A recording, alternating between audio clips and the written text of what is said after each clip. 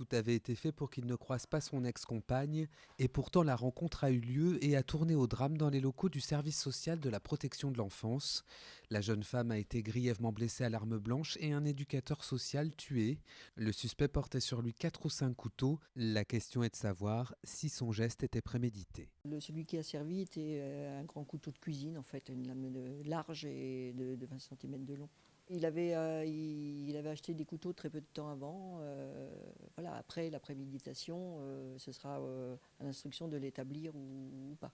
Cet après-midi-là, l'auteur présumé se rendait à un rendez-vous pour voir sa fille de 4 ans en présence d'un médiateur. Séparé de la mère depuis l'année dernière, il n'avait pas vu son enfant depuis 3 mois et avait plusieurs fois menacé son ex-compagne qui en avait la garde.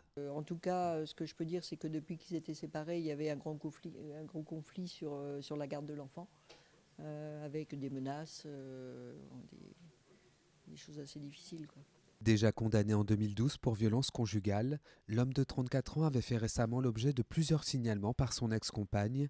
Grièvement blessée, cette dernière est toujours hospitalisée. Quant au suspect, il devrait être mis en examen pour assassinat.